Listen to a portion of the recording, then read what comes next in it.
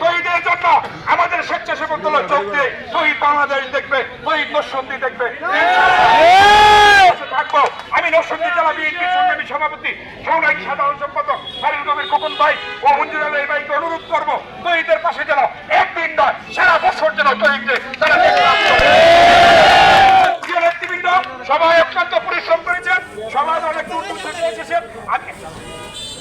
যারা নরসিংদী তাহিদ সহ যারা শহীদ হয়েছে আন্দোলনে, যে নেতৃবৃন্দ সারা বাংলাদেশে ছাত্র ভাইয়েরা, শ্রমিক ভাইয়েরা, বিরোধী ভাইয়েরা, আমার দলের নেতৃবৃন্দরা যারা শহীদ হয়েছেন তাদের আত্মার মাগফিরাত কামনা করি ও যারা অসুস্থ আছেন তাদের সুস্থতা মঙ্গল কামনা করে আমি আজকে এই বক্তব্য এখানেই শেষ করলাম।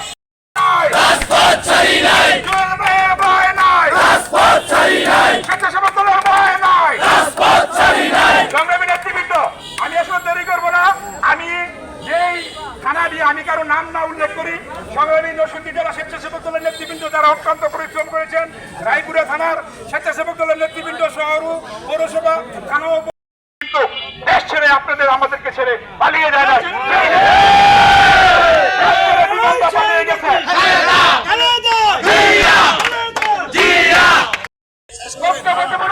বক্তব্য দেবেন নরসিংদী জেলা স্বেচ্ছাসেবক দলের সংগ্রামী সভাপতি আমি শুধু মামুন